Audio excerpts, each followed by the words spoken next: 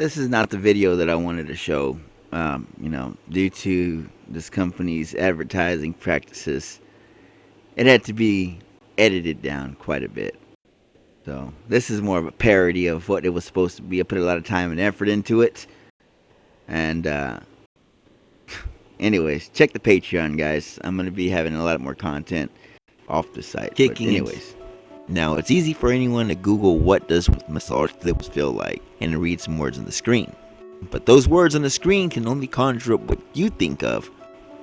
Therefore, it is impossible to truly know what anyone is really going through. We shake our fingers at those who can't kick it, and we look at those as failures or disappointments when they do kick it, and they end up slipping and getting it again. And you wonder yourself, why can't they just wake up and decide to stop? Why do they have to continue using? Now, I know you heard it before. They want to quit, they want help, they want to change, etc., etc., etc., but they never stop. They keep going back. Well, going back to the beginning of this, so what I'm going to try to do, ladies and gentlemen, is I'm going to try to describe in as much detail as possible as to what these symptoms truly feel like and the state of mind that one is in when they go through them. Alright, I'm not going to give you a list of what they go through or anything like that. That's not what this is, because most of y'all pretty much know the basics. I'm going to let you know what those words really mean.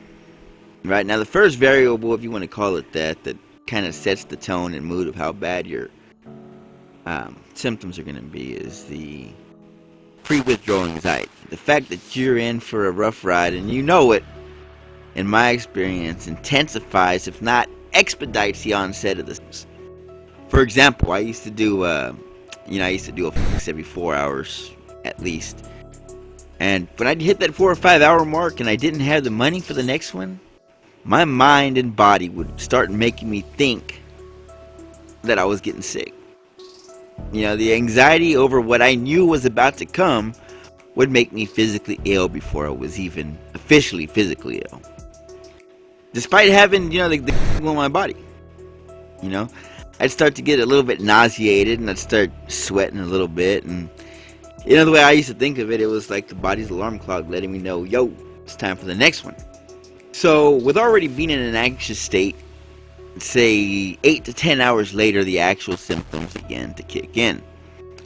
The first one doesn't sound too bad, but it's really not comfortable at all, and it's sweating. Sometimes sweating can feel good, like when you're working out or doing hard labor, it makes you feel like you're actually doing something. When you get that good sweat going. But with shit sweats, it's not like that at all. It's almost a cold sweat. And you start to get this prickly feeling on your back from, I guess, your shirt or something. It just doesn't feel good at all. Now you tie that in with the anxiety that you're already feeling, and you have yourself a bad combination. Doesn't feel good in any kind of way. It's like a stale sweat, if that makes any sense. And check this out. If you fall asleep, a little bit before this happens and you wake up, you may have felt like, okay, 4 or 5 hours have passed, I'm almost to the next day. You look at the clock, 10 minutes have passed. And when you realize you've only been asleep for a few minutes and you come to a little bit, you realize that you're actually drenched in sweat. Your sheets are wet. You kick off the blanket, but you're cold at the same time. It's ugly, ladies and gentlemen. It's ugly. But again, that's just the beginning. So let's say we're 12 hours in when you wake up. You start to notice, on top of the extra sweat production, your mouth seems to be filling up with saliva a lot faster, giving you the sensation that you got to spit that meal off. So that's Alice, because guess what? You're nauseated now.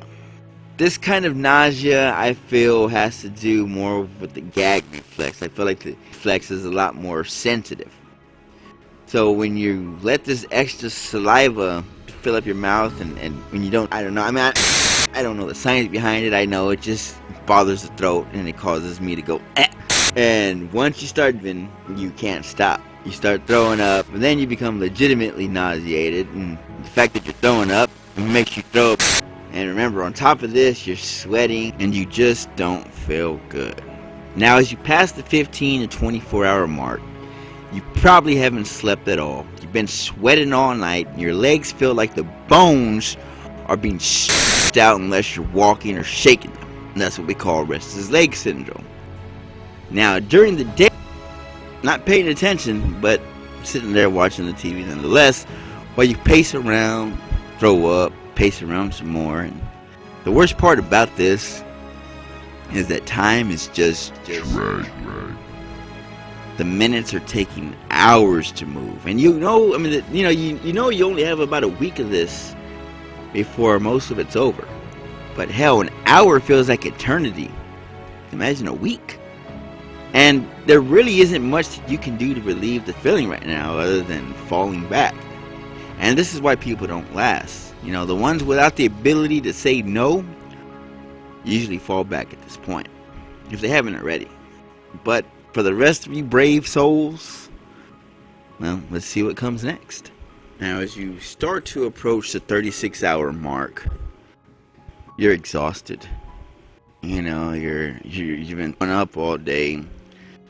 Body's been hurting.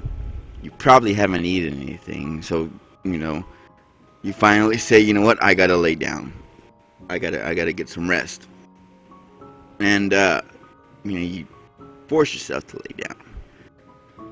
And you might even be so exhausted that you start to doze off a little bit. But as you start to doze off, again the restless legs kick in full of force. You know, it seems like they go in overdrive. Restless leg syndrome gets put into overdrive once you start to fall asleep. But now that pain from your legs is moving up to your back. So you remember how I told you it felt like your shin bones hurt really, really bad inside? Well, now your back feels like it's being wringed out. Your spine feels like it's being twisted. Also hurts really bad. Same thing. You don't get any relief unless you're stretching or putting some kind of pressure back there. And the thing is, you're trying to lay down. You're trying to force yourself to get some sleep. You're tired. You're just feeling like crap, and you can't stay still. You can't. If it ain't your legs, it's your back. And the pain hurts so bad, it actually makes you go and vomit again. You know, not because it's that bad or that intense, but I can't find the words to explain it. It just happens. The pain bothers you so much it makes you hurl. And shoot, man, I'm not gonna lie, man. There's been times when I'm at this point, I'm in tears, cause I don't know what to do, And I'm sorry, ladies and gentlemen, this is really hard for me, cause YouTube makes it harder. It's been a long time since I went through any of this, and I'm just reliving it now. And I had some pretty bad times, There was one time when I was trying to sleep. I was trying to lay down, and I was up. I had to keep my window by my door open because I couldn't make it to the restroom with the window. And the bed just felt so uncomfortable to me. I could not sleep. It was cold in there, but I was sweating. So I got up, and I took off walking. I walked to, Stripes. It was probably maybe about a mile away from my house. And went in there, and I don't know what I bought. I think I bought a candy bar or something like that. Didn't eat it. But I went outside, and there was a bus stop. Right outside that Stripes. And I laid there on the bus stop. Funny enough, my dog followed me over there. And I laid there on the bus stop, the little bench. There's a nice cool little breeze blowing. My dog was laying there, on the floor next to me. I wasn't on the floor, but the dog was laying on the floor next to me. And I actually fell asleep for about 45 minutes. But it was like 4 o'clock in the morning or something like that. So, I got myself up and I started walking back home.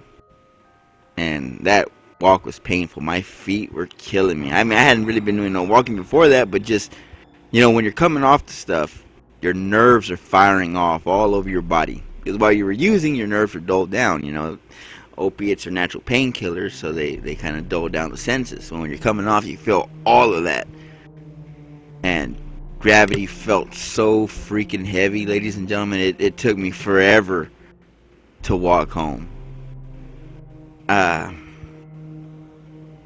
that was pretty bad. But anyway, so like I said, uncomfortable back pains and leg pains is what you'll be going to as you get into the second and third day, along with the vomiting and the anxiety.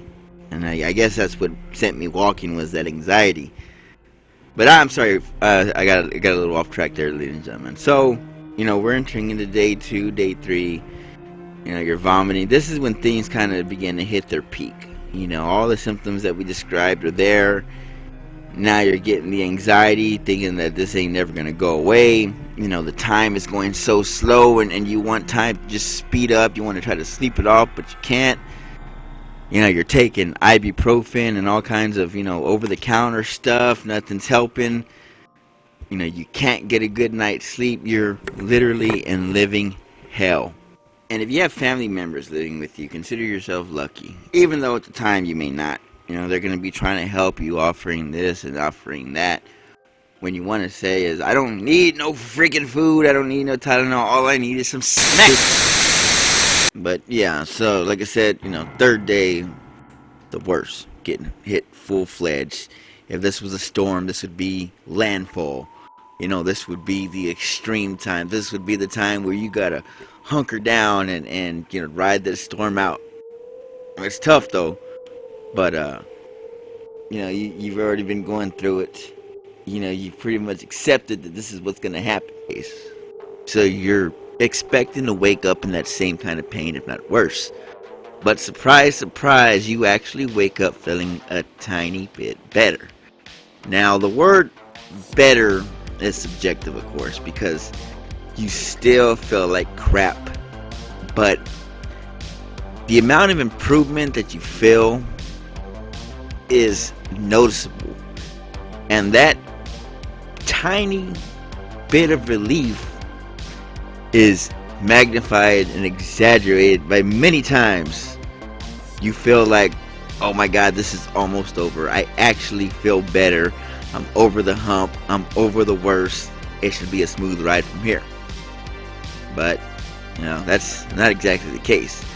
For me anyways, and keep in mind, it's different for everybody. But at this time, this is when I started getting the upset stomach. A lot of people get it at the start, or, a little bit sooner than this point. But for me, this is when I eat something, I can't hold it in. But, around day 4, day 5, the vomiting started to taper off a little bit. The restless legs were still there. The back pains were still there. I just want to jump in and say, those back pains, those leg pains, and those hand pains are the worst. God, at this point, you're getting ready to damn near wish your hands away. You wish your legs away. That's the worst part. It's straight torture. I can't emphasize that enough. Anyways, back to the video. But I was my guts out. I wasn't nauseated. I did have a little bit of an appetite, but like I said, your stomach's upset around this time, so you can't hold anything in. And sleep, forget about it. You get full-fledged insomnia. Now, it isn't from the pain or anything like that. Now you just can't sleep. It's not as bad on day 4. Now, going into day 5, as you can probably tell, it's not bad at all. It's just a lot of discomfort. You just don't feel comfortable in your own skin. Now, I never knew what that meant, really, until I went through this. Matter of fact, I don't even care what it meant. That's the way I could describe it. When you wake up on this day, you feel not as sick as you've been. Majority of the serious symptoms have worn off, but you just don't feel right. You feel twitchy, and, you feel dirty, and it's just, you've probably been wearing the same clothes the whole time. A funny fact is that when you're breaking, your body actually releases this smell. It's ammonia. And when somebody becomes exhausted and just, when they go through something this physically taxing on the body, the body releases that ammonia smell. And it's all on their clothes, and it's a smell that'll stick with you for life. But, on day 5, you probably can take a nice, full-fledged shower. You might have a little bit of energy when you first get out of bed, but, you know, say you start trying to clean up or something like that, you're going to feel zapped after about 5 minutes. You're literally just going to feel like somebody pulled the batteries out of you, you know what I'm saying? Still very weak. You still might have, you know, a few minor pains. You're going to be sneezing and yawning a lot. But now this is when the hard part begins, because this is when the cravings really start kicking in. You know, you get that anxiety. You're laying there and you're, you know, trying your best to remain positive. You're trying your best to say, you know what, this is almost over. I'm never going to go back. But if I just do a little bit, you know, I mean, I already went through the worst part. I think I deserve a little bit of a reward. No, I can't do it. And that's what's going through your mind with this cravings. And, you know, they start to get stronger because, you know, if you were like me, using for such a long period of time, that's all you know. That's what your day consisted of. Your day consisted of waking up, being sick, going out, hustling, getting the money, fixing up, rinse and repeat. So now you don't know what to do. You know, this is when the anxiety really kicks in. This is when the cravings kick in. You want to go out there. You want to be with your friends. You know, you feel like the streets are calling you. Your veins are calling you. And you know, you really have to fight it at this time. And it's going to be hard. You know, day 6 comes around. Like I said, things that are going to remain around for a good while are the restless legs, the pains in your hands, and the insomnia, as well as the upset stomach. That might stick around for a little while. But everything else is going to stick with you for at least a month, you know. But slowly and surely you will be getting your energy back. You will be getting back to normal. But, you know, it all depends on you. Because if you start using again, you end up right back where you were at. But, hell, you know, I'm not making excuses for anybody, but that's what addiction is. When you continue to do something despite the negative effects, besides the harmful effects, besides the dangerous effects it has on you. And, shoot, man, I mean, people get sick all the time. They break, stay clean for a couple days, and back at it. You know, it's stupid. It's stupid, and it takes a lot longer than breaking. You know, the little 5 to 7 days that it takes to break. I always tell people that kicking's the easiest part. Staying clean for your rest of your life, that's the tough part. You know, shit. I mean, there really isn't anything I could say. You know, I don't have any last words of wisdom or encouragement, because it's a sad issue, and unfortunately, it you know, it's just something that people don't really quit. It stays with them the rest of their life, their entire life, and all you can do is subdue it and keep it down, and hope that you don't lose control one day. But it's an unfair fight. You know, that's why I'm on a medicated assisted therapy to help subdue that beast. I always tell people I felt like a vampire. Instead of going out into the streets at night, doing what vampires do, I go to a blood bank, get my little medication. Keeps me in line, you know, keeps me a productive member of society. But little do these people know that anytime I can just